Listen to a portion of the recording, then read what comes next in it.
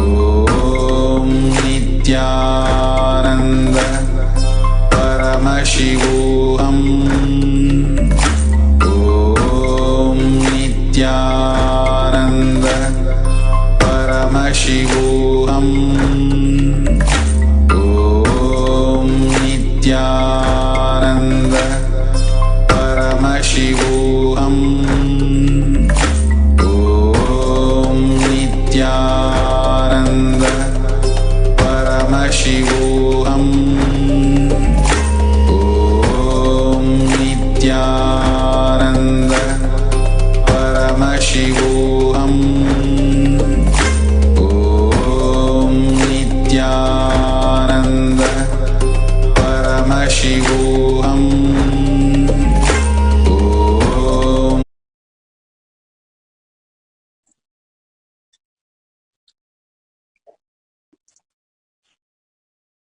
Nithyanandam, so beautiful. Now we'll move to the round 2. Now we're going to have the same book projected, but let's start with words and sentences. It's not that first you will see colors and then words or anything, but you feeling comfortable with whatever you are experiencing through your third eye. You manifest what you believe who you are. A lion manifests a lion. A sheep manifests as sheep. Paramashiva manifests as Paramashiva. Constantly you are in the space of oneness and you are determined that I am Paramashiva. Paramashiva is showing me I am manifest. Then manifestation starts happening. So this round we'll be reading the sentence or words or headings. So please sit straight with the head, neck and spine in a straight line. Remember Paramashiva in your third eye. Absolute unclutching from the state of Paramashiva to experience the state of Paramashiva. Complete completion to experience the space of Paramashiva. Your inner identity and outer identity constantly unclutched. And only your whole resource, your whole thinking, thought currents, your ideas, views, everything is centered on the space I am Paramashiva. Breaking the boredom and tiredness of anything that you're trying to reach from outer world. Continuously remember there is nothing for us to achieve here, nothing for us to prove here, nothing for us to do here except contribute constantly from the space of Paramashiva, taking all the responsibility. So you become the Paramashiva, the being of Paramashiva, doing the Tyaga, that Paramashiva is your only identity, declaring that again and again and constantly contributing to others' life. Then the youer becomes you. Bhagavan beautifully says, only the youer will be given up when you contribute to others' life constantly. And chant the Mahavakya, Om Nithyananda Paramashivam. Constantly chant the Mahavakya. Your whole being vibrates with it. So the Dudashanta, the energy centers, open up and connect to the higher consciousness. Chanting, contemplating, unclutching, and remembering Paramashiva in your third eye makes you manifest huge powers. Do it very authentically, and simply you will see the responsibility in you breaks open to the new dimensions of possibility. Now let's start for 10 minutes with the oneness capsule, chanting Om Nithyananda Paramashivoham. Let's start the second cycle, oneness capsule.